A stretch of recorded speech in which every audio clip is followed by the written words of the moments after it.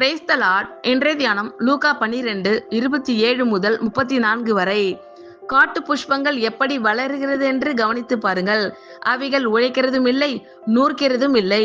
என்றாலும் சாலமோன் முதலாய் தன் சர்வ மகிமையிலும் அவைகளில் ஒன்றை போலாகிலும் உடுத்தி இருந்ததில்லை என்று உங்களுக்கு சொல்லுகிறேன். இப்படி இருக்க அற்ப விசுவாசிகளே, இன்றைக்கு காட்டிலிருந்து நாளைக்கு அடுப்பிலே போடப்படுகிற புல்லுக்கு தேவன் இவ்விதமாக உடுத்துவித்தால் உங்களுக்கு உடுத்து வைப்பது அதிக நிச்சயம் அல்லவா? ஆகையால் எண்ணத்தை உண்போம், எண்ணத்தை குடிப்போம் என்று நீங்கள் கேளாமலும் சந்தேகப்படாமலும் இருங்கள். இவைகளை எல்லாம் உலகத்தார் நாடி தேடுகிறார்கள். இவைகள் உங்களுக்கு வேண்டியவைகள் என்று உங்கள் பிதாவானவர் அறிந்திருக்கிறார். தேவனுடைய ராஜ்யத்தையே தேடுங்கள், அப்பொழுது இவைகள் எல்லாம் உங்களுக்கு கூட கொடுக்கப்படும்.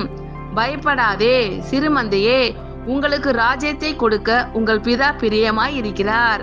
உங்களுக்கு உள்ளவைகளை விற்று பிச்சை கொடுங்கள். பழமையாய் போகாத பணப்பைகளையும் குறையாத பொக்கிஷத்தையும் பரலோகத்திலே உங்களுக்கு சம்பாதித்து வையுங்கள். அங்கே திருடன் அணுகுகிறதும் இல்லை, பூச்சி கெடுக்கிறதும் இல்லை.